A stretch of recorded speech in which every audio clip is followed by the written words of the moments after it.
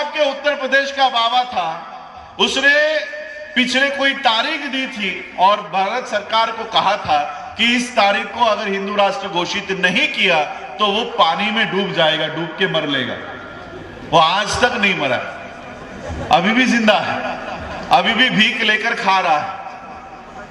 मैं आज आपके उत्तर प्रदेश की धरती से, आपकी हरदोई की धरती से, जहां पर आपका मुख्यमंत्री बीजेपी का है, मैं उनको भी ये दावे के साथ मैं उनको आह्वान करता हूं। सिर्फ ये 2-4 शास्त्री नहीं, मांडलेश्वर नहीं, हमारे में ऊपर नीचे स्वर्ग नरक ऐसा कुछ होता नहीं है, लेकिन हिंदुओं में होता है। और आप हिंदू राष्ट्र लागू करने की बात कर रहे हो, इसलिए मैं एक चैलेंज देता हूं कि ऊपर से आपके जो ऊपर नीचे जो गए हैं, नरक से हो या स्वर्ग से हो, गोलवल कर भी नीचे आ जाए तब भी इस देश को वो हिंदू राष्ट्र नहीं बना सकता। इस देश को हिंदू राष्ट्र घोषित नहीं कर सकता। गोलवलकर भी, हेगड़ेवार भी, आरएसएस के बाप भी नीचे आ जाए या नीचे से ऊपर आ जाए, नरक से बाहर आ जाए, तब भी उस देश को हिंदू राष्ट्र नहीं बना सकते। चाहे किसी की भी सरकार हो, पूरी की पूरी आरएसएस क्यों ना संसद में जाके बैठ जाए, मैं इस देश के लोगों के मूलभूत अधिकार किसी की भी सरकार आए वो 1 इंच भी कम होने नहीं दूंगा।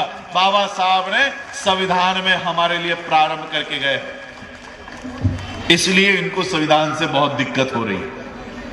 आपके उत्तर प्रदेश में कोई मांडलेश्वर नाम का, क्या कहते हैं, बाबा, पंडित, क्या कहते हो आप लोग, शास्त्री, मुझे तो नहीं लगता शास्त्री वास्त्री कोई होगा। पिछले 2 साल पहले से वो संविधान लिख रहे हैं, भारत का संविधान लिख रहे हैं। उन्होंने सीएम को, राष्ट्रपति को, सबको निवेदन देकर उन्होंने अपना प्रारूप, उन्होंने वो प्रारूप तैयार करके कुछ अभी दिया है, हिंदू राष्ट्र होने की मांग कर रहे हैं।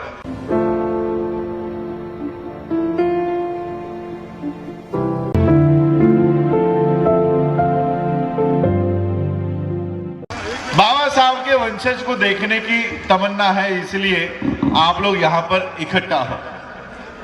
लेकिन मैं आपको उससे भी एक बहुत बड़ी वंशावली से परिचित कराना चाहता हूं। सिर्फ बाबा साहब की नहीं, इस देश की भी एक वंशावली है। इस देश में भी पिछले 2500 सालों से ये वंश, विचारों का वंश बढ़ते आ रहा है। ये वंश शुरू होता है तथागत बुद्ध से।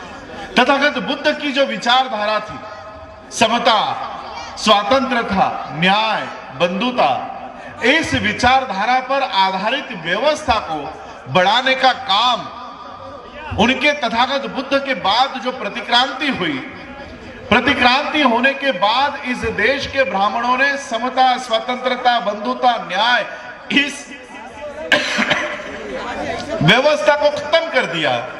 इस व्यवस्था को खत्म कर दिया और जो कोई समता की बात करेगा, जो कोई बंधुता की बात करेगा, जो कोई भाईचारे का बात करेगा, उसको मार डालने का आदेश इस देश से निकाला गया। फिर भी तथागत बुद्ध के विचारों का प्रचार इस देश में गुरु नानक ने किया, उनसे भी पहले गुरु रविदास जी ने किया, संत तुकाराम ने किया, संत कबीर ने किया, और फिर महात्मा फुले हो, साहू महाराज हो, इन सब ने, जो हमारे महापुरुष है, महानायिकाएं हैं, इन्होंने बुद्ध के विचारधारा का प्रचार और प्रसार उन्होंने लगातार किया। और इन महापुरुषों के विचारों को संविधान में अंकित करने का काम डॉक्टर बाबा साहब अंबेडकर जी ने कानूनन रूप में कर दिया। और सही मायने में इस देश की वंशावली अगर आप देखना चाहो तो वो बुद्ध से शुरू होती है, गुरु नानक से शुरू होती है, गुरु रविदास जी से शुरू होती है, गुरु नानक तक आती है, संत तुकाराम तक आती है, संत कबीर तक आती है, और वो बाबा साहब अंबेडकर जी के पास जैसे ही आती है, बाबा साहब अंबेडकर इस विचारधारा को संविधान में अंकित कर देते हैं और कानूनन रूप से बुद्ध की विचारधारा को इस देश में लागू कर देते हैं और उसी विचारधारा को मान्यवर काशीराम आगे बढ़ाते हैं। ये असली वंशावली इस देश की है। हम तो सिर्फ खून के रिश्तेदार हैं, विचारों के रिश्तेदार। आज भी आप लोगों के समक्ष आप लोगों को गाइड कर रहे हैं, मार्गदर्शन कर रहे हैं। इन विचारधारा के साथ हम लोगों को खड़ा होना है। आज के इस कार्यक्रम में आने के लिए मुझे 2 महीने पहले से राहुल नागपाल जी का फोन था कि आपको पीनी में आना है, हरदोई में आना है। और फिर अचानक मुझे कुछ गांठ डिटेक्ट हुई और वो उसका ऑपरेशन में टाल नहीं सकता था। मैंने मेरे डॉक्टर को एक ही बात पूछी कि आप भले मेरा ऑपरेशन करो, लेकिन मुझे 5 तारीख को उत्तर प्रदेश में जाना है, उससे पहले मैं ठीक हो जाना चाहिए। उस हिसाब से ही मेरा ऑपरेशन आपको करना होगा। और मैं सोमवार को, पिछले सोमवार को, मेरे ख्याल से 29 तारीख 30 तारीख थी, 30 तारीख को ऑपरेशन करके आज मैं आप लोगों के समक्ष हूं।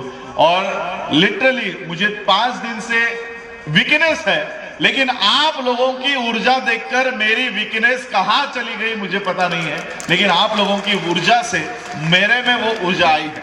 आज जो लोग संविधान को चलाने के लिए संसद में बैठे हैं, वो किस तरह से बुद्ध की इस विचारधारा को, गुरु नानक के इस विचारधारा को, गुरु रविदास जी के इस विचारधारा को, हमारे महापुरुषों के विचारधारा को किस तरह से खत्म करने का काम आज इस देश में चल रहा है।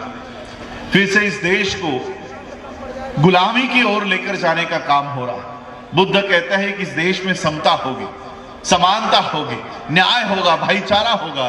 और ब्राह्मणी व्यवस्था कहती है कि इस देश में ऊंच नीच होगी, समता नहीं होगी। इस देश में कौन सी व्यवस्था होगी? ऊंच नीच के ऊपर आधारित व्यवस्था होगी। बाबा साहब अंबेडकर जी ने ऊंच नीच पर आधारित, आपने संविधान बताया, ये संविधान की प्रत है। देखिए, एक ही आर्टिकल मैं आप लोगों के सामने पढ़कर सुनाना चाहूंगा। बाबा साहब अंबेडकर जी ने 2500 सालों की ये ब्राह्मणों की गैर बराबरी की व्यवस्था को किस तरह से एक ही आर्टिकल में, एक ही लाइन में खत्म कर दिया। देखिए ये आर्टिकल मैंने आप लोगों के सामने खोला है। आर्टिकल 13 क्या कहते हैं? देखिए, इस देश में मनु का कानून कितने साल तक था पता है आपको? मनु का कानून, ये बाबा साहब का कानून है। ये कानून है बाबा साहब ने दिया हुआ, बाबा साहब ने निर्माण किया हुआ संविधान है।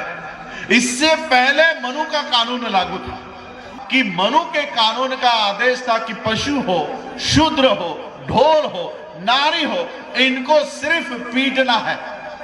इनका अधिकार क्या है? इनको सिर्फ पीटने का ही अधिकार है। ये मनु का कानून कहता है। शूद्रों को पढ़ाई लिखाई करने का अधिकार नहीं है। इनको पशु की तरह, ढोल को जैसे पीटते हैं वैसे इनको पीटना चाहिए। ये आज भी इनके धर्म ग्रंथों में लिखा हुआ है। ये लिखा हुआ है। इन 2500 सालों की व्यवस्था को बाबा साहब ने ये पूरे संविधान में नहीं हटाया। ये पूरा संविधान 395 आर्टिकल की ये ग्रंथ है। पूरे ग्रंथ को बाबा साहब ने संविधान को मनु के कानून को हटाने के लिए नहीं इस्तेमाल किया, सिर्फ एक लाइन में हटाया। क्या है? देखिए वो लाइन। बाबा साहब लिखते हैं, इस संविधान के प्रारंभ से ठीक पहले भारत के राज्य क्षेत्र में प्रवृत्त सभी विधियां उस मात्र तक शून्य होती है जिस तक वे सब भागों में उपसंबद्ध से असंगत है। इसका मतलब क्या है? बाबा साहब लिखते हैं कि इस देश में भारत का संविधान जो बाबा साहब ने निर्माण किया है, वो लागू होने से पहले जितने भी कानून इस देश के ऊपर है, वो आज मैं शून्य घोषित करता हूं।